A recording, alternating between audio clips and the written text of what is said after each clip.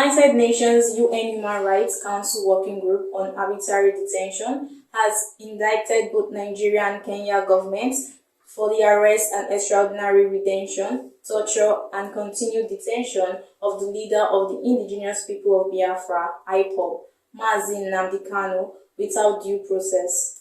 UN therefore asks Nigerian government to immediately release Kanu unconditionally and pay him adequate compensations for the arbitrary violation of his fundamental human rights.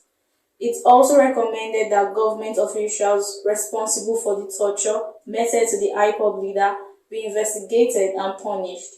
The UN body further directed Nigeria to report back within 6 months of the transmission of its opinions on Kanu's matter, steps taken to comply with all the recommendations thereof. It referred the case of Kanu's torture to Special Rapporteur on torture and other cruel, inhuman, or degrading treatments or punishment for further consideration.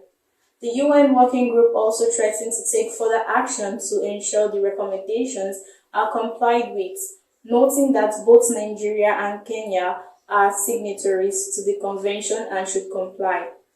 The 16-page report dated July 28, 2022 was adopted on April 4th by the Working Group on Arbitrary Detention at its 93rd section, held between March 30th to April 8, 2022. The unedited version of the document cited by Vanguard was marked Opinion Number 25, 2022, concerning Mr.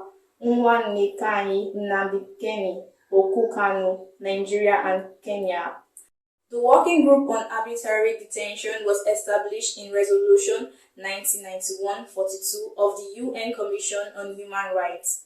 In accordance with its methods of work, the Working Group on December 30th, 2021 transmitted to the Nigeria and Kenya governments a communication concerning Mr. Nnamdi Kanu. According to the report, Nigeria replied to the communication on 25th January 2022, while the government of Kenya did not reply. Both countries are parties to the International Covenant on Civil and Political Rights. The working group said in the report that Kanu was a victim of state persecution as Nigeria failed to provide convincing explanations with proof that he is guilty of treason and other criminal allegations leveled against him.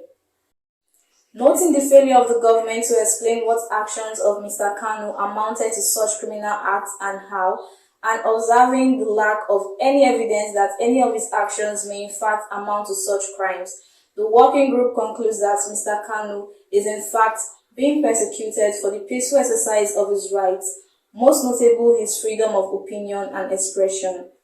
In the present case, the government of Nigeria has presented no exceptions permitted under Article 19, subsection 3 of the Covenant, nor is there any evidence to suggest that Mr. Kanu's exercise of his rights to freedom of opinion and expression was anything but peaceful.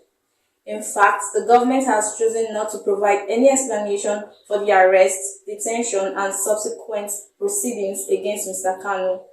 In these circumstances, the working group concludes that Mr. Kanu's detention is thus arbitrary under Category 2, UN Working Group said. The working group also said there was no evidence that international laws were observed in the arrest and detention of Kanu from Kenya. The UN Working Group further said that the Nigerian government could not disprove claims by Kanu that he was denied effective legal representation, including access to his US lawyer. The UN Working Group said Nigeria also failed to disprove that Kanu was a victim of political persecution. Meanwhile, Kanu's family has expressed delight over the UN recommendations describing the report as victory for freedom fighters. Kanu's younger brother, Prince Emmanuel Kanu, who conveyed the position of the family in a media interview, said that Nigeria must comply with the UN recommendations. Inasmuch as they are lawless, they must obey. After now, they must still face the music because internationally they must be held accountable, he said. From Lagos, this is Peace Nwabuko, News Express Nigerian Television.